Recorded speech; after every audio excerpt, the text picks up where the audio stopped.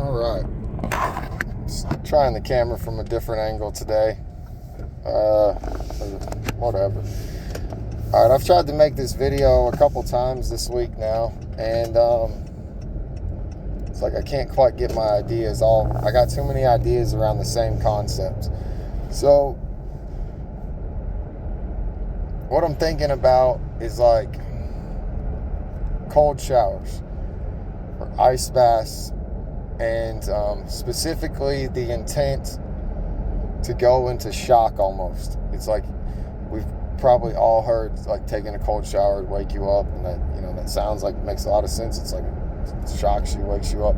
Well, Sandhagen has shared on his social media, like he goes hiking a lot. He goes out in the wood, out in the mountains a lot, and he'll just get in a stream. And they're asking him how long. I think it was on Joe Rogan. It might have been something else I was watching. He's like, pretty much until I can't breathe. He's like, you start completely shivering and you go into shock. And I think I'm mixing another interview with someone else. I don't remember who, but it was probably on Lex Friedman. And they're talking about the cold shower, like it releases all these endorphins or whatever. Your body's kind of going into survival mode because it doesn't know what's going on, and all the benefits from that, like those, how your body reacts to the cold shower. So I've been playing with that a little bit, and I was having a conversation with a friend about it, and she was telling me she takes cold showers sometimes too, and she references pretty much like I just did, like how I mentioned Sandhagen, and I said like it's not shocking. We've all probably heard, taking a cold shower will wake you up, and when we think about it, it makes sense. Well, she references, she's like, they say whatever, and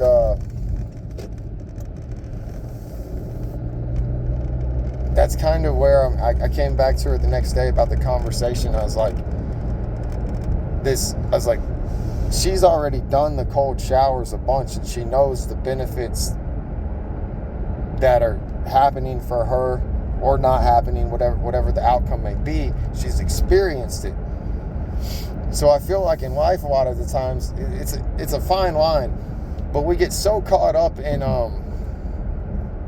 learning from being told something. But the problem is, a lot of the times, the people telling it don't have a clue what they're talking about. They've never done it. And I've gotten to reference this in other videos. I just keep coming back to this. This concept it's freaking real, and I can't quite point it down. But all right, so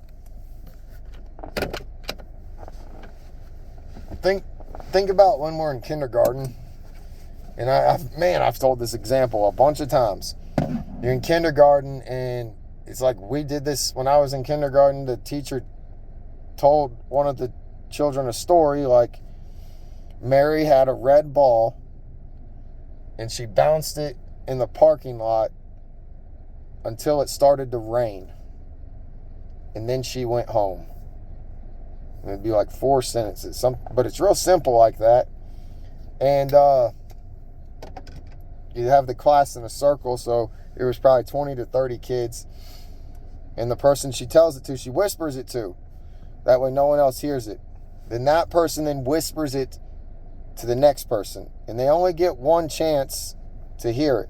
They don't get to repeat themselves or whatever, or sit there and talk. Then that person passes it on, whispers it, and it whispers all the way around till it gets to the end of the circle. It gets back to that first kid, and then they say it out loud. That last person says it out loud, and the story is always different than what it started as. Like, it can be drastically different. It can be from Mary to change to Matt. So they didn't bounce a ball. They freaking flew a plane. It just varies for a bunch of different reasons. The simple one would be like not being able to hear right. Like, girl was speaking too quietly when she whispered so someone didn't hear, and they just had to make it up when they passed it on. It can also be interpretations. How quickly we interpret something isn't something science ever talks about. So like, If someone says, I went to the park and ran, my interpretation of run is much different than someone's interpretation who doesn't go running. Like, a run to them, a runner might call a jog. You know what I mean? And it's the emphaticness of this. So if it's like he ran to the store, it's like someone could be saying that casually, where a runner might be like, oh, he was really in a hurry, so he was running. And that interpretation is immediate when they hear it. And they don't even, I say they, it's like we, every single one of us, we don't realize we're doing it when we do it. So, jumping back to the cold showers thing, it's like when we reference they, this is how I explained it to my friend. I was like, once something is told, like, man, so it's explained from, like, she took cold showers and she explains the benefits she has to it. Say she explains them to a person who also takes, well, like me, like I've been doing them too. So I can relate and whatever, and we kind of exchanged experiences we had and things like that. Well, then I'm going to pass on my own story or information from that. But say she tells it to someone else who hasn't done the cold showers. Well, then when that person goes on and passes that story and talks about cold showers one day to somebody, it's kind of invalid in my opinion, because they don't know, and then we're left to this subject of interpretation that can completely sway the story. And the whole time in life we keep on doing that. We keep on thinking that we found the information that we need to find, when really we got to find it from experience, because our own interpretation is going to limit our ability to learn, or it can also accelerate your ability to learn. It just depends on the topic and how your mind's firing. Man, I hope that made sense. I don't really know the final concept I want to say, other than it's kind of always on this one thing I've been on. It's like, go do something. Go do it yourself. Don't take anyone's word for it. Like, anything we want to do in life, it's like in boxing, and my dad didn't mean anything bad by this at all, but like I mentioned wanting to box as a child, like me and my dad watched a lot of boxing, and he's like, oh, you don't want to do that. You don't want to be 60 and not be able to function, not be able to think. Well, that makes a lot of sense. But here I am, I love sparring, and I spar like at least twice a week, more, sometimes up to 5 times a week, 5 different days. It just depends on who's available and stuff. But we have control in it to where I'm not at all worried that I'm developing CTE or anything like that. Like, touch sparring is a way for me to box without that element being a part of it. I just have to maintain good partners.